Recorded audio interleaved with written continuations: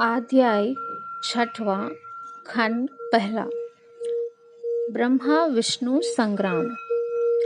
श्री नंदिकेश्वर बोले, पूर्व समय में जब श्री विष्णु जी अपने सहायकों एवं अनुचरों सहित श्री लक्ष्मी जी के साथ शेष शैया पर शयन कर रहे थे, तब ब्रह्मवेताओं में श्रेष्ठ ब्रह्मा जी स्वयं ही वहां जा पहुंचे और विष्णु जी को पुत्र कहकर पूछने लगे कि तुम कौन हो?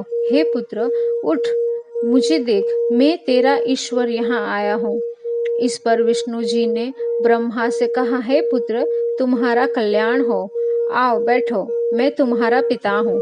इस पर ब्रह्मा जी ने कहा, हे पुत्र, मैं तुम्हारा संरक्षक ही नहीं हूँ, अपितु समस्त जगत का पितामह हूँ। विष्णु ने कहा, सारा जगत जो मुझ में निवास करता है, तू मेरे ही नाभि कमल से प्रकट हुआ और मुझसे ही ऐसी बातें करता है। जब इस प्रकार उन दोनों महानुभावों में संवाद होने लगा, तब वे दोनों अपने को प्रभु कहते कहते एक दूसरे का वध करने पर उद्धत हो गए और युद्ध छिड़ गया। हंस और गरुड़ पर बैठे दोनों अमर ईश्वर परस्पर युद्ध करने लगे। उनके वाहन भी लड़ने लगे।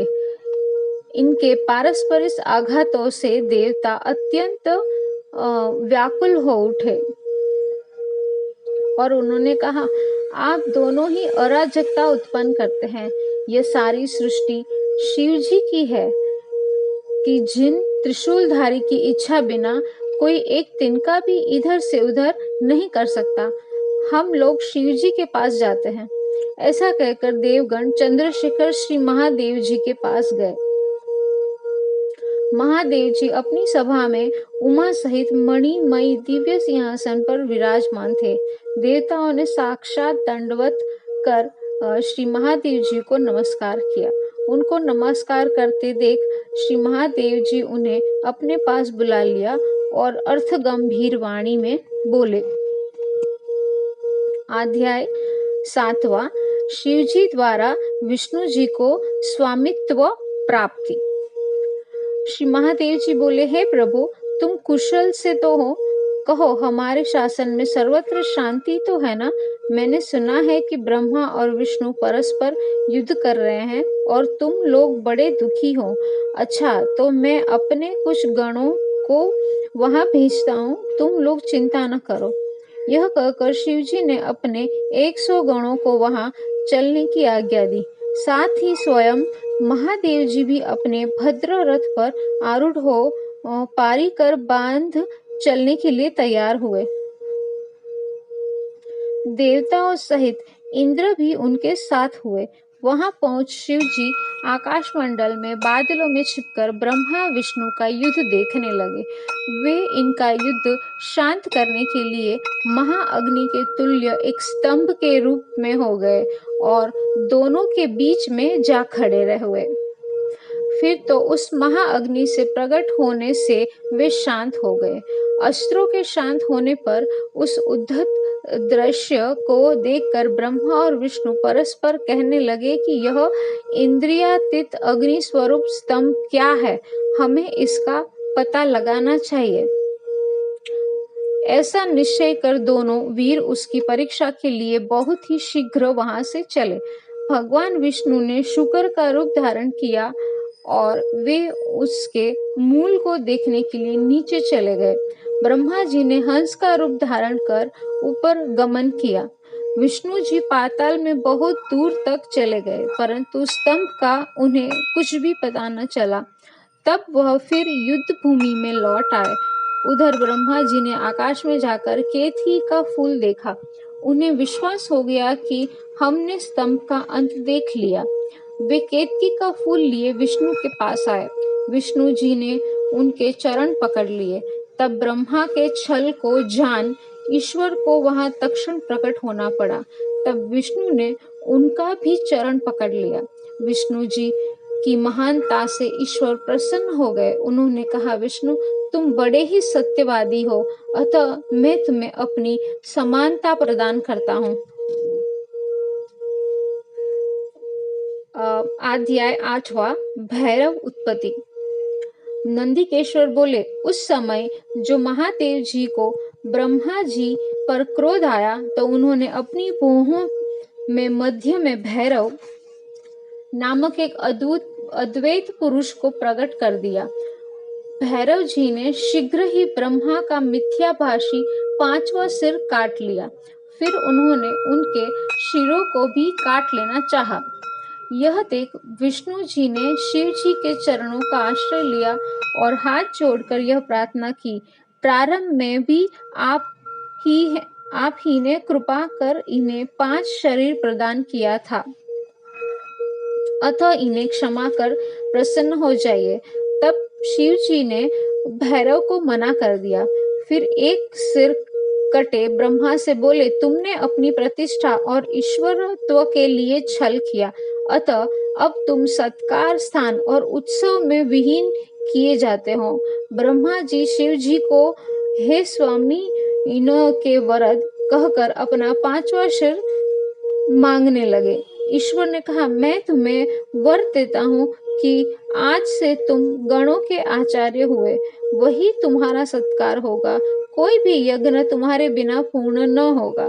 ब्रह्मा जी से ऐसा कहकर ईश्वर उस केतकी के पुष्प से बोले कि मिथ्याभाषी केतक दुष्ट, तू भाग जा, तू मेरी पूजा के योग्य नहीं है। शिव जी के गणों ने उसे दूर भगा दिया। केतक शिव जी की प्रार्थना करने लगा और उसने कहा कि हे नाथ, कृपा कर मुझ पर कृपा कीजिए। शिव जी ने कहा, मेरा वचन मिथ्या नहीं होता, हमें तो तुम्हें नहीं ही स्वीकार करेंगे, परंतु जहाँ मेरे मंडप की रचना होगी उसका शिर मोर तू ही होगा। ईश्वर केतक ब्रह्मा और विष्णु पर कृपा कर देवताओं में आए। देवताओं ने उनकी यथोचित पूजा की। शिव जी अपनी शोभित सभा में जा बैठे।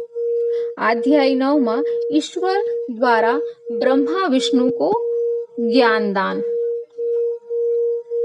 श्री नंदीकेश्वर बोले, हे सनत कुमार, अब ब्रह्मा विष्णु हाथ जोड़े हुए शिव जी के अगल बगल में जा बैठे।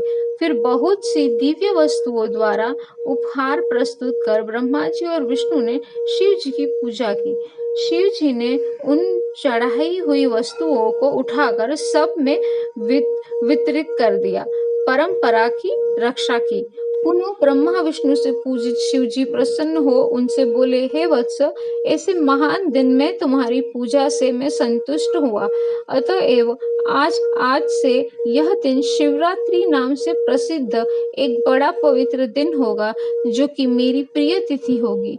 इस शिवरात्रि के दिन जो मेरी लिंग बैर शिव की पिंड की पूजा करेगा, वह सृष्टि विधायक तक होगा। मेरा स्तंभ जो पहले प्रकट हुआ लिंग रूप आंद्रा नक्षत्र है, यदि कोई अगहन में आंद्रा नक्षत्र में उमा सहित मेरे रूप का या मेरे बैर लिंग के ही दर्शन करता है, वो मेरे परम प्रिय कार्तिकेय से भी अधिक प्रिय लगता है। इन पुनीत दिन में मेरे दर्शन से ही महाफल प्राप्त होता है और पूजन का फल तो वाणी से नहीं कहा जा सकता। इस समर के स्थान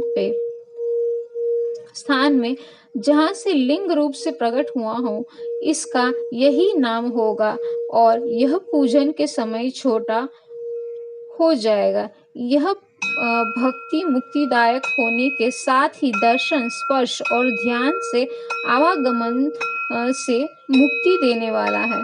विश्व में इसका नाम अरुणाचल होगा और यहाँ शरीर छोड़ने वाले को मुक्ति होगी। जो इस लिंग में मुझ परमेश्वर लिंगेश्वर की पूजा करेंगे, उन्हें सालोक्य, सामीप्य, सारूप्य, सृष्टि और सायुज्य 5 प्रकार की मुक्ति प्राप्त होगी। अब अभिमान त्याग मुझ ईश्वर में भक्ति करो। मेरी ही प्रसन्नता से लोक में सभी पदार्थ प्रकाशित हो रहे हैं। मैं ही पर ब्रह्म हूँ और मैं ही सब कलाएं हूँ, जो निष्फल रूप में दृष्टिगोचर हो रही है। तुम्हें ब्रह्म ज्ञान देने के लिए ही मैं निष्फल रूप में प्रकट हुआ हूँ। मेरा यह निष्फल स्तंभ ही ब्रह्म का बोध कराएगा, जिससे मेरा आत्मिक संबंध है।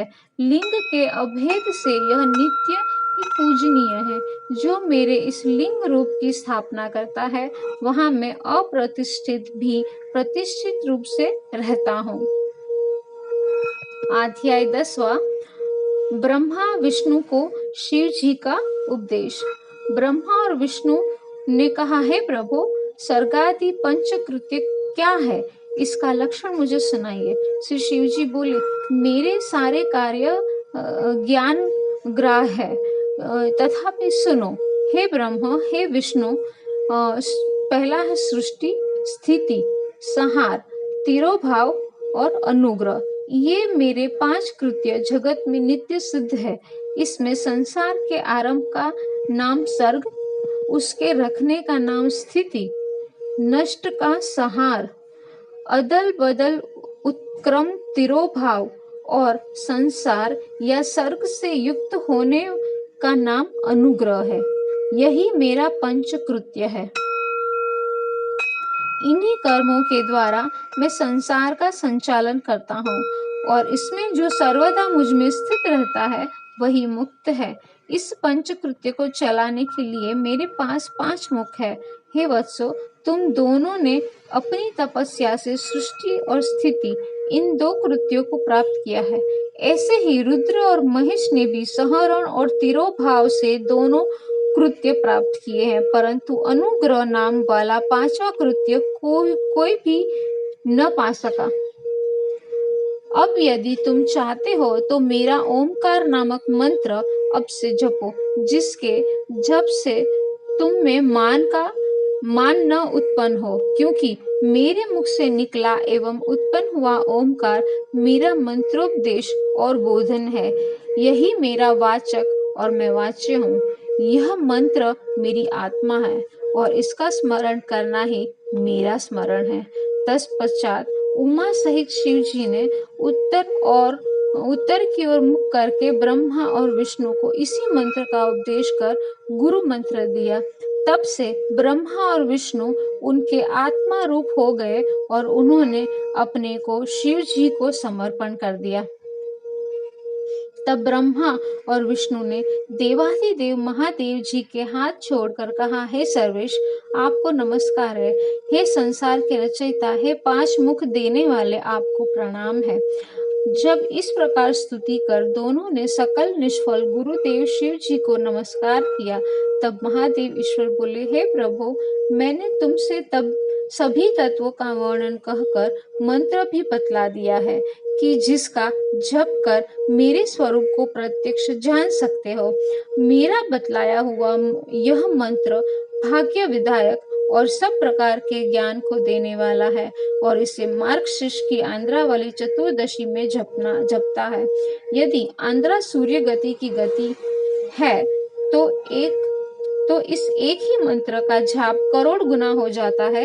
इसमें प्रातः संध्या के समय मेरा दर्शन भी उक्त फल देता है। मेरे लिंग स्तंभ और बैर मूर्ति, इन दोनों का पूजन करना उत्तम है। ओंकार मंत्र से लिंग का और पंचाक्षर शिवाय नमः मंत्र से बैर का मूर्ति का पूजन करना योग्य है। ऐसा करने से मेरा पद सुलभ हो जाता है। ब्रह्मा और विष्णु को ऐसी शिक्षा देकर शिव जी वही अंतर ध्यान हो गए। अध्याय 11वां। और शिवलिंग स्थापन। ऋषियों ने पूछा, हे सुजी, कैसे लिंग की स्थापना करनी चाहिए और उनके क्या लक्षण हैं? जिस देश अथवा काल में तथा जिस प्रकार उसका अर्चन करना योग्य है, कृपा कर मुझे यह बतलाइए। सुजी बोले, हे ऋषियों, गंगादिक पवित्र नदियों के तट पर जैसी इच्छा हो वैसे ही लिंग की प्रतिष्ठा करें, किंतु पूजन नित्य होता है। पृथ्वी संबंधी द्रव्य, जलमय अथवा तेजस अर्थात धातु आदि से बना हुआ जैसी रुचि हो वैसे लिंग का रोपण करे। चर मूर्ति बनानी हो तो छोटी बनाए, अचर बनानी हो तो बड़ी बनाए। शिव जी के लक्षणों से संयुक्त सिंहासन पर मूर्ति को पधराइए। मिट्टी, पत्थर और लोहा आदि के सांचे से इन्हीं धातुओं का 12 अंगुल का लिंग उत्तम होता है। यदि इससे न्यून होता तो न्यून फल देगा। अधिक अंगुल का होने से कुछ दोष भी नहीं है। लिंग या बैर मतलब मूर्ति दोनों की ही पूजा शिव पद को देने वाली है। यदि कोई नियम पूर्वक शिव जी का दर्शन करता है तो उसे भी शिवलोक की प्राप्ति हो जाती है। पीसी हुई मिट्टी में गोबर मिलाकर अथवा कनेर के फूल, अनेक प्रकार के फल, गुड़, मक्खन, भस्म, अन्न या जैसी इच्छा हो उससे मिलाकर बनाकर उसकी पूजा करें। कोई अंगूठे में ही शिव जी की पूजा कर लेते हैं। इसी प्रकार स्थान का भी कोई भेद नहीं है, जहाँ चाहे लिंग पूजन कर ले, इसका कुछ निषेध नहीं है। शिव जी सर्वत्र फलदायक है। जो श्रद्धा पूर्वक शिव भक्त को लिंग दान या लिंग मूल्य देता है उसे महान फल की प्राप्ति होती है। जो नित्य 10,000 प्रणव का जाप करता है अथवा प्रातः संध्या दोनों समय जो 1,000 जप करे तो उसे शिव पद की प्राप्ति होती है। ब्राह्मणों को पंचाक्षर नमः शिवाय नमः के जप में प्रणव लगाना चाहिए तथा फल प्राप्ति के लिए गुरु से दीक्षा पूर्वक मंत्र ले लेना योग्य है। गुरु ज्ञानी होना चाहिए और उसमें भी ब्राह्मण होना योग्य है। ब्राह्मण को नमः शब्द पहले बोलना या लगाना चाहिए। अन्य वर्ण मंत्र में नमः शब्द अंत में कहे। स्त्रियां यथाविधि अंत में नमः शब्द लगावे। ब्राह्मण की स्त्री नमः पहले लगावे। जो इस प्रकार 5 करोड़ मंत्र जपे सदा शिव के समान हो जावे। 1, 2, 3, 4 करोड़ जपे तो ब्रह्मादिकों का पद पावे। यदि इस प्रकार जप और पूजा का क्रम चलावे तो नित्य 1-2 ब्राह्मणों को भोजन करावे। यदि कोई ब्राह्मण नित्य प्राय 1008 गायत्री का जप करे या नित्य वेद मंत्र सूक्त को जपे तो यह शिव पद को पावे। ओम इस मंत्र को 1000 बार जपे तो उसके सब मनोरथ पूर्ण होते हैं। विद्वान हो चाहिए कि वह आमरण शिव क्षेत्र में निवास करे। जहाँ कहीं मनुष्यों द्वारा लिंग पधराया होता है वहाँ 100 हाथ तक पुण्य क्षेत्र होता है। वहाँ जो भी पुण्य कर्म किया जाता है उसका 100 गुना फल मिलता है। और जहाँ ऋषियों ने लिंग पधराया हो वहाँ 1000 हाथ तक और एक लिंग स्वयं निकले होते हैं। वहाँ पर 4000 हाथ की दूरी तक शिव क्षेत्र माना जाता है तथा उसका पुण्य भी वैसा ही उतना ही अधिक होता है। ऐसे पुण्य क्षेत्र में कुआं, बावली, तालाब और तलाई आदि का होना आवश्यक है। उसे शिव गंगा कहते हैं। ऐसे स्थान में दान जप करना सर्वथा ही कल्याणप्रद है। दाह, श्राद्ध, मासिक सपिंडीकरण, वार्षिक पिंडदान, बरसी आदि शिव क्षेत्र में करने से सब पापों से मुक्त करा देता है। शिव क्षेत्र में 7, 5, 3 या 1 रात अवश्य ही निवास करे। वर्णानुसार इसका भी उत्तम फल प्राप्त होता है।